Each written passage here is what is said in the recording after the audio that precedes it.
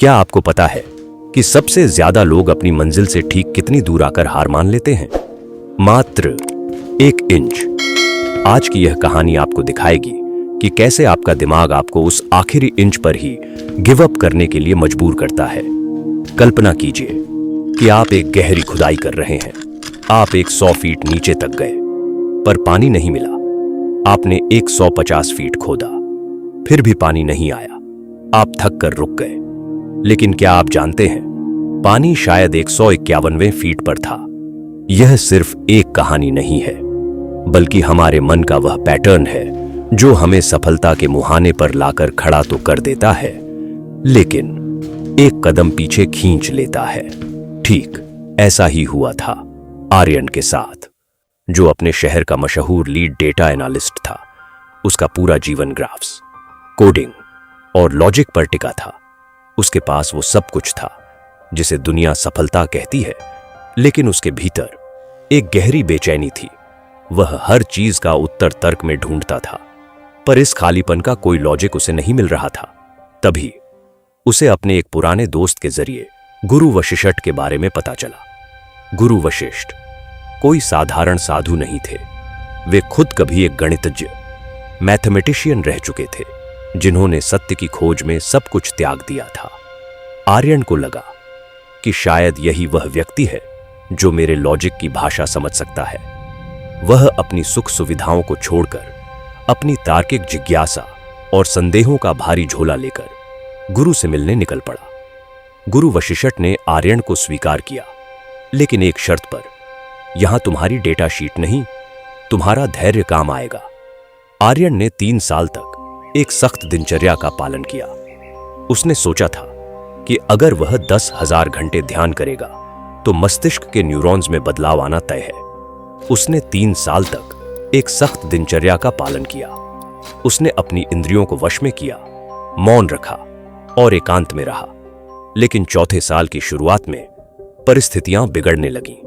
उसकी सेहत गिरने लगी, मन में पुराने डर लौटने लगे और उसे लगा कि वह अपनी जिंदगी बर्बाद कर रहा है। उसने सब कुछ छोड़ देने का फैसला किया। क्यों? क्योंकि लॉजिकली उसे कोई रिजल्ट नहीं दिख रहा था और उसके भीतर हार मानने की आग सुलग रही थी।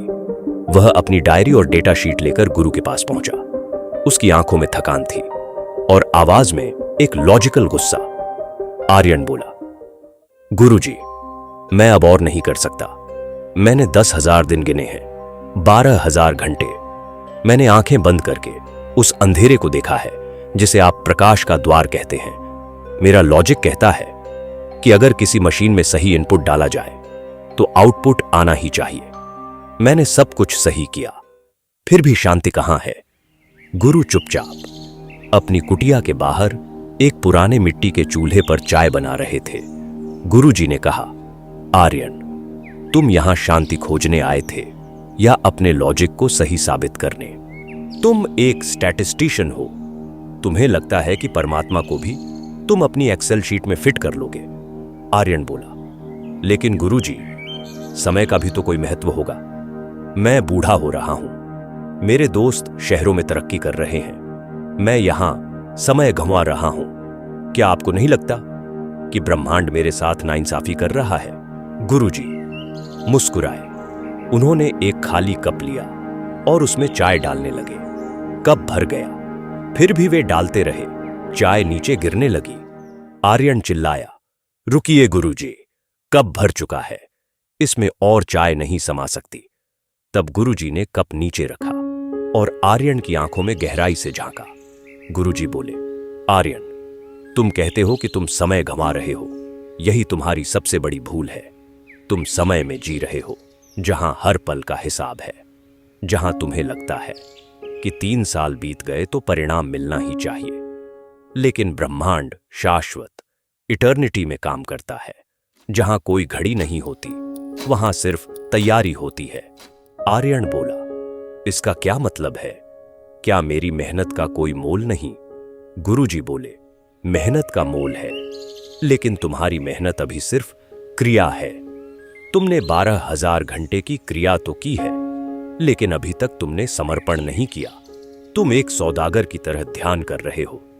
मैंने इतना समय दिया, अब मुझे सुकून दो। तुम समय की घड़ी लेकर बैठे हो कि इतने घंटे बीते तो फल मिलना ही चाहिए, लेकिन अध्यात्म सौदा नहीं है।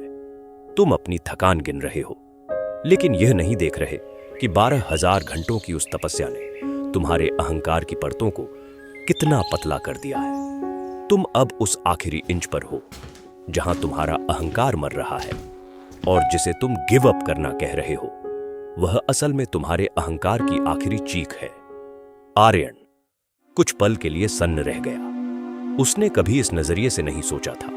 गुरुजी बोले, याद रखना, जब प्यास चरम पर होती है तभी कुआं सबसे गहरा लगता है, क्योंकि उस समय कुआं तुम्हारी प्यास नहीं, तुम्हारी धैर्य की सीमा नाप रहा होता है। आर्यन को समझ आ गया था कि जिसे वह हार मान रहा था वह असल में उसके अहंकार का अंतिम सर्वाइवल इंस्टिंक्ट था। जब आप सफलता के बहुत करीब होते हैं तो आपकी पुरानी आदतों का ढांचा टूटने लगता है। इसे अध्यात्म की प्रसव पीड़ा कहते हैं। दर्द होना इस बात का प्रमाण है कि विकास हो रहा है, न कि इस बात का कि आप गलत रास्ते पर हैं। आर्यन की तरह हम सभी के जीवन में एक 150वां फीट आता है।